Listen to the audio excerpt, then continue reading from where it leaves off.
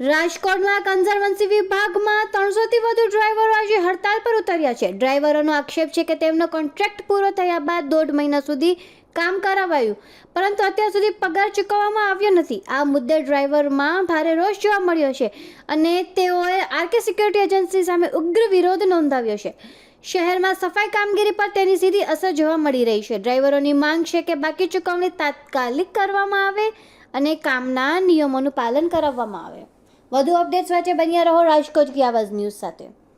ખાસ કરીને આ જેવો છે 31/8 કોન્ટ્રાક્ટ પૂરો થઈ ગયેલો છે। અમને એ લોકોએ કોઈ જાણ કરી નથી કે 31/8 કોન્ટ્રાક્ટ પૂરો થઈ ગયો છે। એને વર્ક ઓર્ડર વગર અમને પગાર કર્યા નથી। અમે અમારા શેઠને ફોન કર્યો કે મને વર્ક ઓર્ડર પહેલાં મળ્યો નથી, ત્યાર સુધી તમને પગાર નહીં થાય। આ પ્રશ્ન છે। 374 ડ્રાઈવર છે, અલગ અલગ વ્હીકલર આવે છે, જેસીબી આવે, ડમ્ફર આવે, ટ્રેક્ટર આવે, બોલેરો આવે, ફાયર બ્રિગેડ। દિવાળી અમારી બગડે એટલે તો હાથ કરવું પડે છે। દોઢ મહિનાથી પગાર થયો નથી। જાણ કર્યું હતું કે મને વર્ક ઓર્ડર તમારો મળ્યો નથી, અમારો કોન્ટ્રાક્ટ પૂરો થઈ ગયો છે।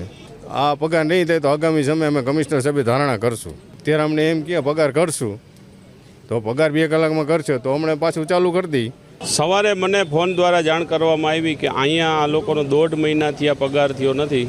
તો આપણે પ્રજેશભાઈ સોલંકીને વાત કરતાં એમને એમ કીધું કે 2 કલાકમાં પગાર ખાતામાં નાખવામાં આવશે, પણ આ લોકોને જે બોનસ મળવું જોઈએ તે બોનસનું પણ લાલિયાવાડી ચાલી રહી છે અને ભ્રષ્ટાચાર અનેક મુદ્દા ઉપર ચાલી રહ્યો છે। આ ડબલ એન્જિનની સરકારનું જ્યારે ભ્રષ્ટાચારની વાત આવે ત્યારે 2 એન્જિન કેમ બંધ થઈ જાય છે તે સમજાતું નથી। 374 લોકોનો પ્રશ્ન છે અને ડ્રાઈવરો અહીંયા નજીકમાં બાજુમાં જ ઊભા છે। આ લોકો છે કોઈ ટ્રકના ડ્રાઈવર છે, કોઈ જેસીબીના ડ્રાઈવર છે, કોઈ ટીપર વાનના ડ્રાઈવર છે।